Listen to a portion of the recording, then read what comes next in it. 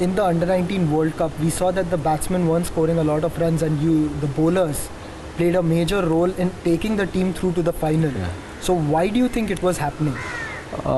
Maybe the conditions were such ki we had to we were not able to adjust that early in the tournament. But if you see the tournaments we've played before also, we've started flourishing in the later half as a batting unit. Bowling unit is always clicked throughout, but as a batting unit we've always flourished in the later half, and that's what we did. This time it got a little late till the finals, but still we did manage to click in the finals when it mattered the most.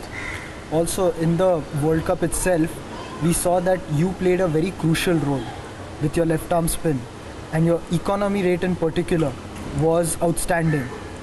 But in a sense, when you were bowling on those conditions, they were more suited for fast bowlers. Right. So how did you adjust to them?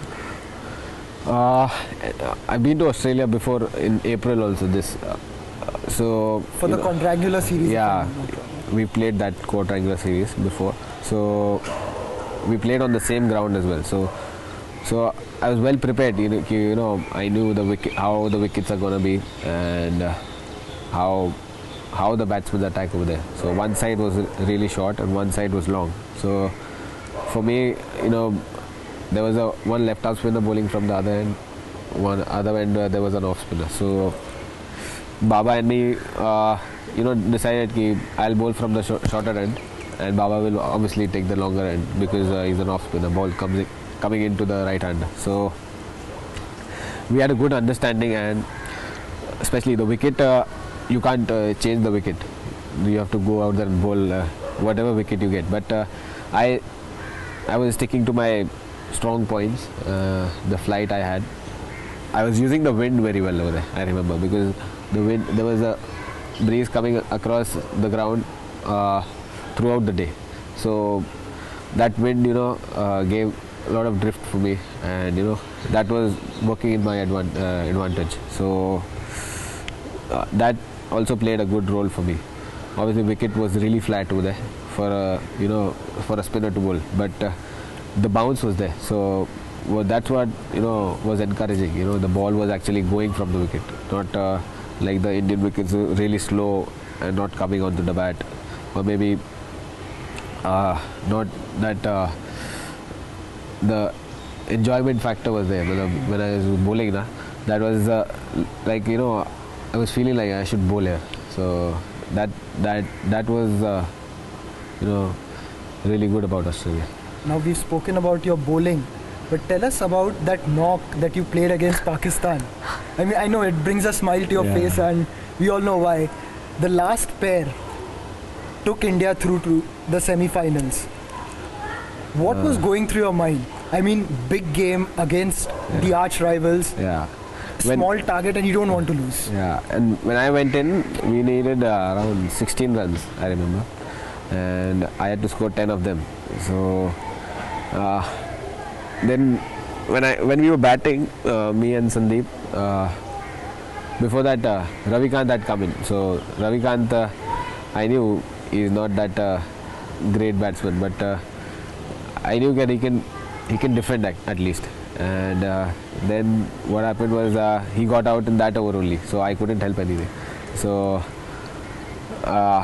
then Sandy came in. I thought it's going to be tough. Luckily the over got over. So then the fast bowler had just one over from that end. So I decided that obviously the ball was not turning much. So I decided that I'll give strike Sandy to the spinners, so he can just defend. And you have to take that step, because otherwise you can't take runs in it, because the field was spread out for me, and I couldn't go for the big shots as well. So for me, I decided if I get a single of the first ball from the spinner, I'll take it. So that's what I did. And then the next over, when Azizullah, the Pakistani medium pacer, came in, I decided that I'll play the whole over and I'll not give strike to Sandy at all, because after that they only had spinners. Yeah. So we decided that I'll play. I just told Sandy that, Sandy, you just stay there, I'll play. If it's a 4, it's good enough. If it's not, then just don't run. So I just successfully played that over. One run I missed, I remember. Everyone was shouting from inside that, why didn't you run, why didn't you run? I told her, it was a mutual understanding between us. So that's what, what the game plan was. And fortunately it worked for us. And after that, when the spinners came in, we just slowly started to nudge around and play. And then when Sandy got one single, it was like, I also felt confident that he will survive. And he was very firm in his mind that he wants to stay there. He doesn't want to throw his wicket away. He literally decided to be strokeless that day. He told me that I'll not play any shot, you just go and play your game. And I actually backed myself. Whenever the ball is there in my area, I'll hit it, but hit it along the ground. So that's what we were talking in between the overs and all that. But for us, it worked. And when the 2 runs were required, I didn't actually decide to hit the ball, but the ball was there in my area, and everyone was up on the leg side. So I just flicked it over square leg, and then it's history. But didn't it require a lot of guts to do that? Obviously, yes, it did. But I actually didn't decide to hit the ball. Instinctive. It was instinctive. Actually, I just saw the ball coming on my pads, and I just had to. I thought it's the best chance to do it. And obviously, the white ball obviously travels a lot. So that's what I kept faith in myself and did it. Mr. Bharat Arun told me, who was your coach. Yeah. He told me that the moment they saw the fielder running back, they knew that India had won the game. Yeah. But at the wicket, were you a little nervous, or you had your heart in your mouth when you hit that shot? No, actually, when I stroked it, I knew we won it, because it came right off the middle of the bat, and I didn't try to hit it hard. I just wanted to clear that fielder so that we could run 2 runs, because the boundary there was the big one, the bigger end. So I just tried to clear that fielder and run 2. When I stroked it, I knew we won it.